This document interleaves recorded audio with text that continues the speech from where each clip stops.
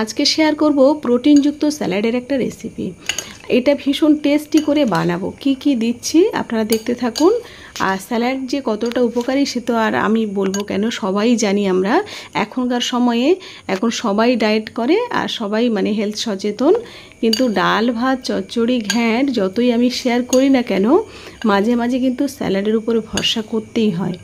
মাঝে মাঝে স্যালাড খাবেন, দেখবেন শরীর অনেক ভালো থাকবে, পেটটা অনেক ভালো থাকবে।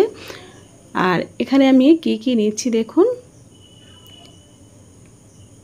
শসাটা আমি একটু মোটা সাইজের করে কেটে নেব, যেমন রান্নার সময় যেমন আমি থালাতে শেয়ার করি তার থেকে একটু মোটা করে কেটে নিচ্ছি আর কিউব করে কাটবো। মাছ থেকে কেটে নিয়ে তারপরে এভাবে আরও দুবার নেব। ব্যাস, মানে একেবারে যেমন মশলা মুড়িতে যেমন দেয় পাতলা পাতলা করে সেই রকম কিন্তু নয়, একটু মোটা হবে, ডুমো ডুমো করে হবে, সেই রকমভাবে কেটে একটা বোলের মধ্যে আমি নিয়ে নিচ্ছি। প্রথমে শসাটা নিয়ে নিলাম, তারপরে ওইভাবে কিউব করে পেঁয়াজটাও কেটে নিয়ে নিলাম। সবগুলো সবজি যদি আমি দেখাতে থাকি ভিডিও অনেক বড় হয়ে যাবে, আপনারা পরপর সবজি কাটা আর কত দেখবেন, তাই আমি কয়েকটা সবজি কাটা দেখিয়ে দিচ্ছি আর তারপরে বাকিটা আমি বলে দিচ্ছি। সবই কিউব করেই কাটবো। আমি এখানে পেঁয়াজ নিয়ে নিলাম, শসা নিয়ে নিলাম আর গাজরটা নিয়ে নিচ্ছি। গাজর এখানে দেখুন ওই একই রকমভাবেই কিউব করে কাটছি।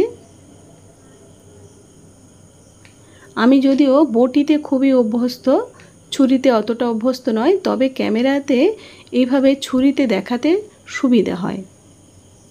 বটিতে এতটা স্পষ্ট আপনারা দেখতে পাবেন না, ওই জন্য আমি ছুরিতে কেটে আপনাদের সঙ্গে শেয়ার করছি।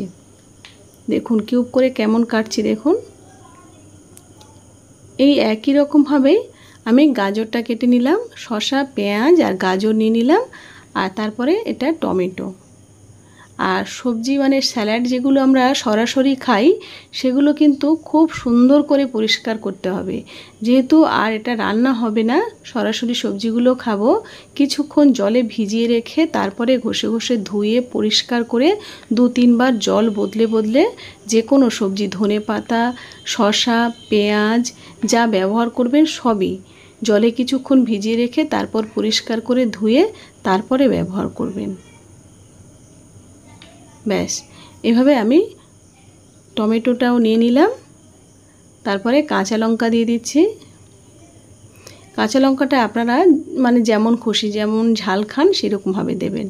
আমি 2টো লঙ্কা এখানে দিয়ে দিচ্ছি, আর তারপরে আরও ঝাল হওয়ার জন্য গোলমরিচও অ্যাড করব, ওই জন্য 2টো কাঁচা লঙ্কা দিয়ে দিলাম। আর ধনে পাতাটাও খুব ভালো করে পরিষ্কার করে ধুয়ে নেবেন, নিয়ে তারপরে একেবারে ছোট ছোট করে ধনে পাতা কেটে নিচ্ছি।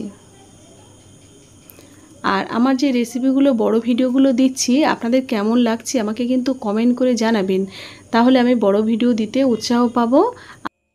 থালা রেসিপিগুলো আপনাদের পছন্দ না টিফিনের রেসিপি বা মিষ্টি রেসিপি, কোন রেসিপিগুলো পছন্দ আপনারা যদি কমেন্ট করে জানান ভীষণ উপকার হয়, তাহলে আমি সেই রকম ভিডিও আপলোড করব, আপনাদের নিশ্চয়ই কাজে আসবে।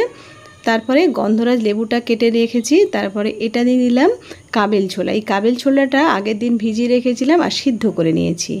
তারপরে কাঁচা ছোলা দিয়ে দিলাম আর তারপরে চিনে বাদাম দিয়ে দিলাম। চিনে বাদামটা কাঁচা, এটা ভিজিয়ে রেখেছিলাম, খোসাটা ছাড়িয়ে নিয়েছি, এটা দিয়ে দিলাম। আর তারপরে আপনারাও যদি এর সঙ্গে কিছু অ্যাড করতে চান অ্যাড করতে পারেন। তারপরে এর মধ্যে লবণ দিয়ে দিলাম, তারপরে দিয়ে দিচ্ছি এখানে চাট মশলার মধ্যে, এখানে কিছুই না, জিরে আর ধনে শুকনো খোলায় ভেজে সেটা গুঁড়ো করে রেখেছিলাম, সেটা দিয়ে দিলাম। তারপরে গোলমরিচ দিয়ে দিলাম, আর তারপরে গন্ধরাজ লেবু তো অবশ্যই দিতে হবে, মানে গন্ধটাও সুন্দর আসবে আর টক টক ভাব আসবে। দেখবেন স্যালাডটা স্যালাডের মতো লাগছে না, ভীষণ টেস্টি লাগবে। স্যালাড খেতে হয় তাই জোর করে খাচ্ছি এরকম নয়, এই স্যালাডটা খেলে আপনাদের খেতেও ভীষণ ভালো লাগবে, যেমন টেস্টি লাগবে তো বেশি পরিমাণে খাওয়াও হয়ে যায়, খেলে কোনো সমস্যা নেই। আপনারা এইভাবে টেস্টি করে স্যালাড বানিয়ে খাবেন, আর আমাকে কিন্তু কমেন্ট করে জানাতে ভুলবেন না কেমন লেগেছে।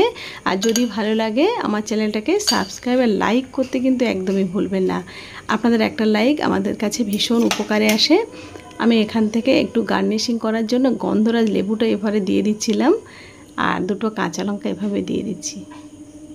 ব্যাস, দেখতে তো ভীষণ ভালো লাগছে দেখুন। ব্যাস 1 চামচ নিয়ে নিলাম। দেখুন তো কেমন হয়েছে। এভাবে আপনারাও বানান, আমাকে কমেন্ট করে জানান। আপনাদের সুস্থতা কামনা করি। অনেক ধন্যবাদ।